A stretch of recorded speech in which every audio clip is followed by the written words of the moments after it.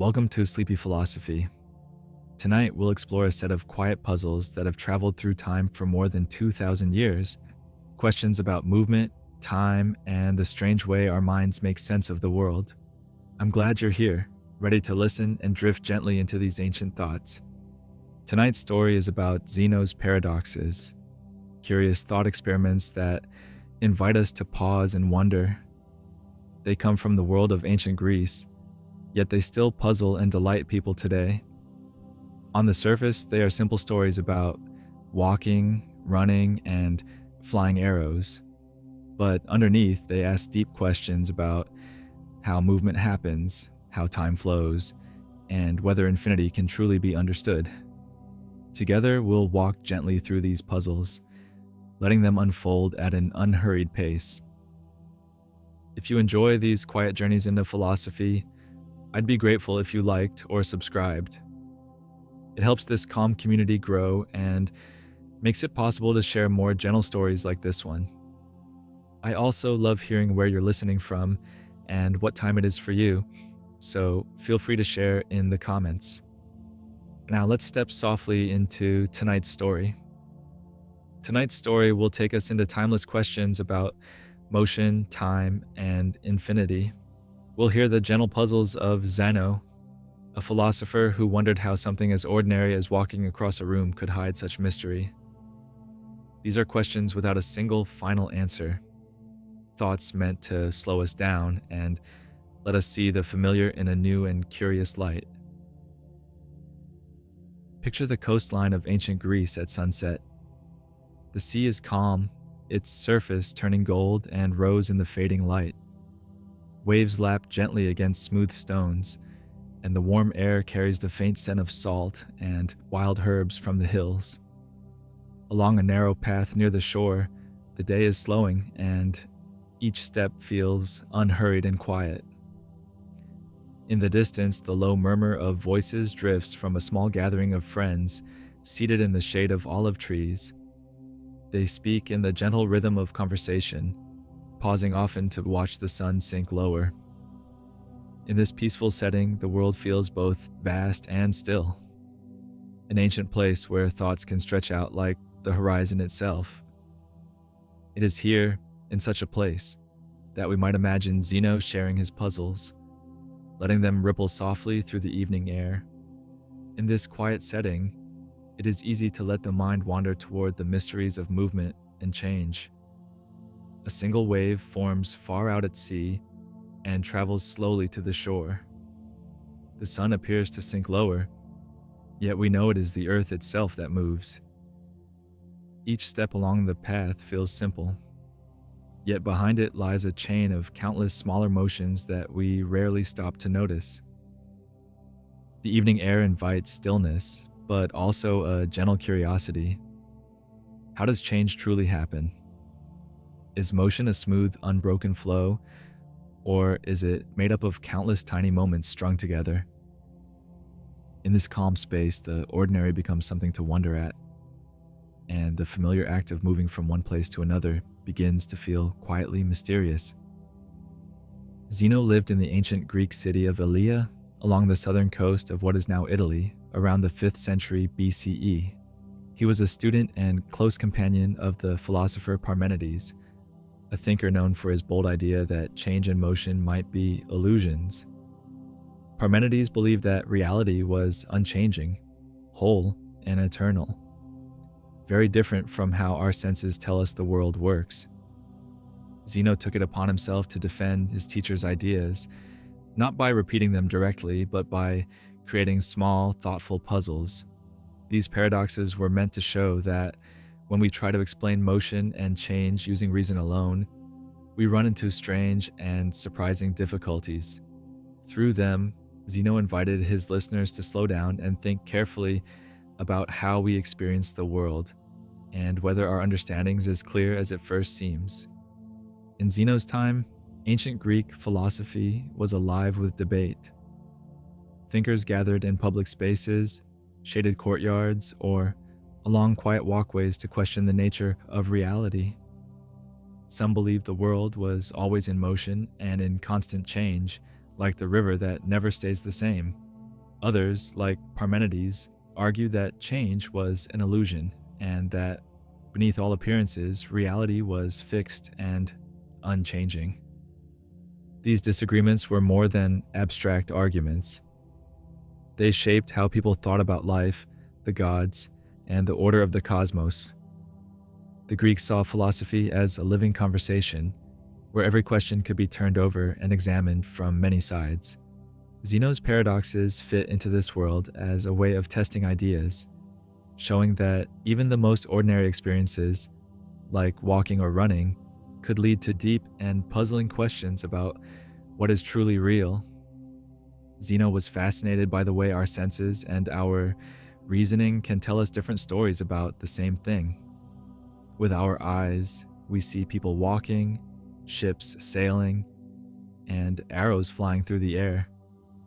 Motion feels obvious, something we experience every day without question.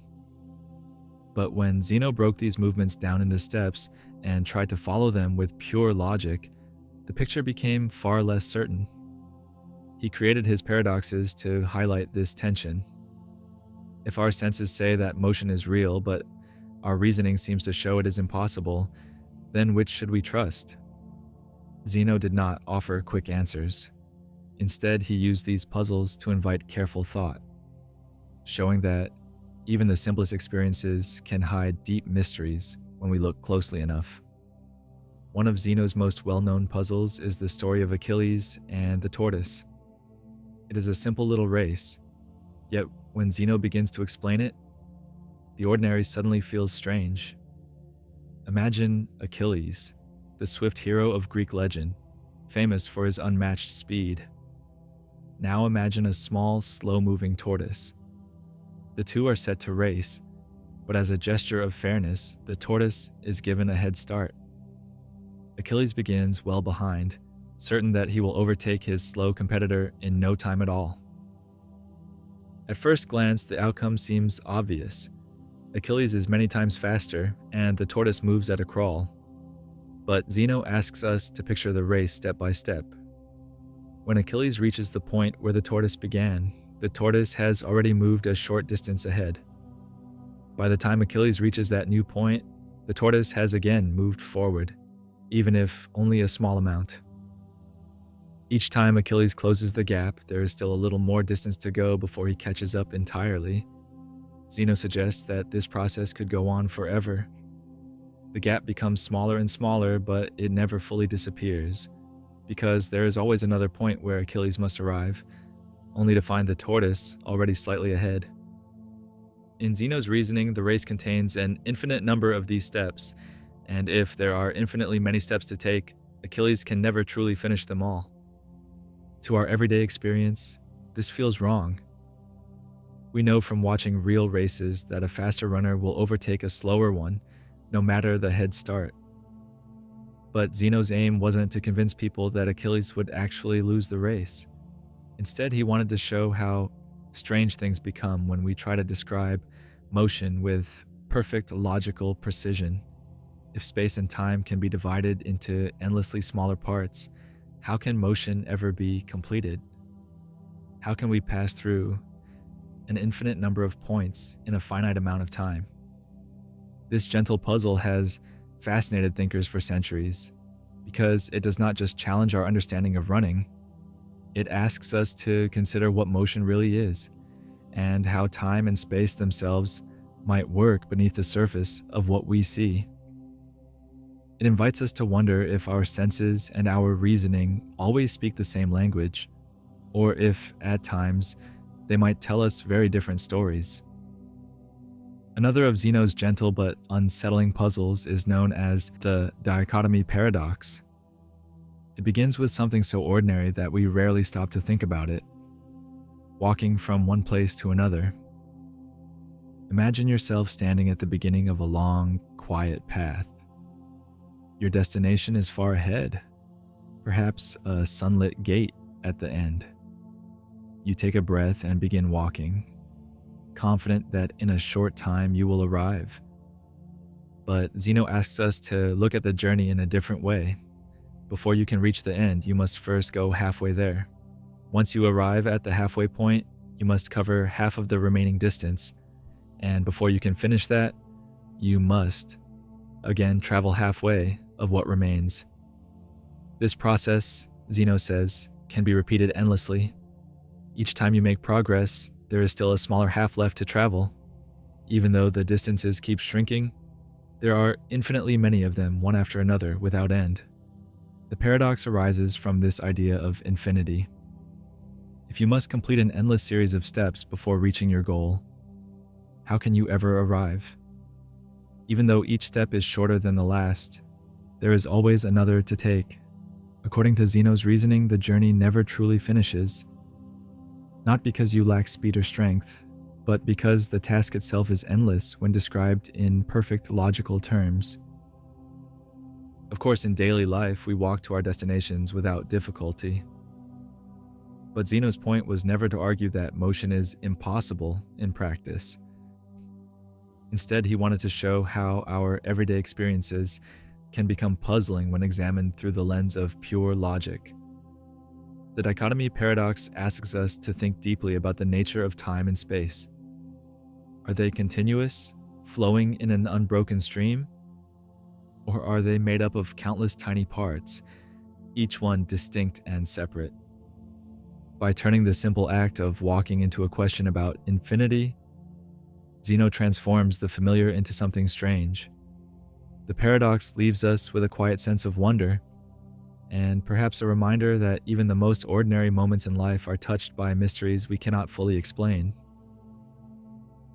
Another of Zeno's most intriguing puzzles is called the arrow paradox. This time, instead of a race or a walk, Zeno asks us to picture an arrow in flight. Imagine it leaving the bow with speed and force, cutting silently through the air on its way to a distant target. To our eyes, it is moving swiftly and without pause.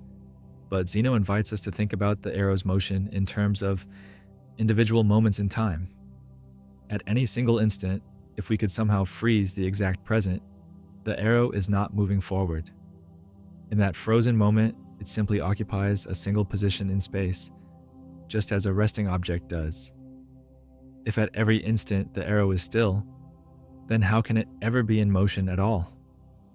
Motion, Zeno suggests, is made up entirely of moments in which nothing moves. The paradox comes from adding these moments together. If time is composed of separate, distinct instants, and in each instant the arrow is motionless, then how can the sum of those instants create movement?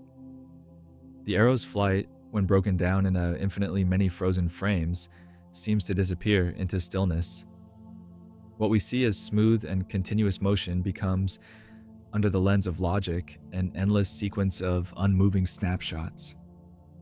To us, the idea feels strange. After all, we watch arrows, birds, and clouds moving every day. But Zeno's aim wasn't to deny what we see, but to show the tension between how we experience motion and how we might try to describe it in perfect logical or mathematical terms. If time is truly a series of discrete moments, then motion seems impossible. If instead time is a continuous flow, perhaps the paradox dissolves. By turning the flight of an arrow into a quiet question about the nature of time, Zeno invites us to wonder whether the way we divide reality into pieces changes the way we understand it. The arrow paradox, like his other puzzles, leaves us not with final answers, but with a lingering sense that even the simplest things, a step, a race, a moment in time, may hold mysteries far deeper than they appear. Zeno's paradoxes were never meant as proof that the world is truly motionless. We can see with our own eyes that runners overtake each other, that people reach their destinations, and that arrows fly through the air. Instead, his puzzles are gentle challenges to the way we think about movement and time. They invite us to slow down and notice the hidden assumptions in our reasoning, assumptions we often carry without question. By breaking motion into smaller and smaller parts, Zeno showed how our usual ways of explaining the world can lead to surprising and even troubling conclusions. If time and space can be divided endlessly, We are faced with questions about how anything ever moves at all. If they cannot be divided endlessly, then we must wonder about the nature of the smallest unit of space or time, and what that might mean for the flow of reality. In this way, Zeno's paradoxes are not arguments to stop believing in motion, but invitations to look more closely at the everyday. They encourage us to see that the concepts of infinity, change, and continuity are not as simple as they seem. The puzzles continue to inspire discussion among philosophers, mathematicians, and scientists, not because they stop us from walking across a room, but because they remind us how mysterious the journey truly is. Centuries after Zeno first shared his puzzles, new tools in mathematics and physics began to offer ways of thinking about them. The development of calculus in the 17th century allowed thinkers like Newton and Leibniz to describe motion as the sum of infinitely many small changes, showing how endless divisions of space and time could still add up to a complete journey.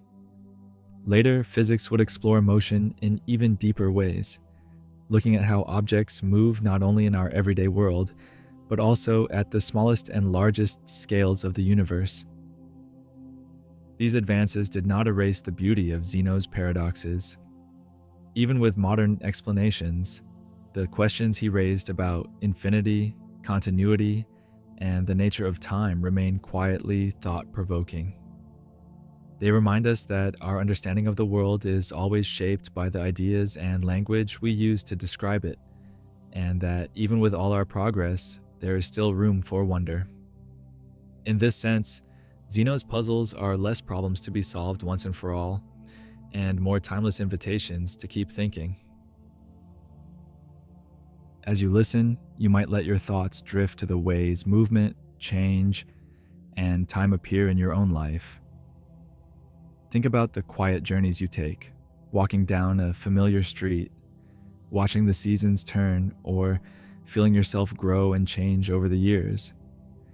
These moments may seem straightforward, yet they are filled with layers of small steps, shifts, and passages that often go unnoticed.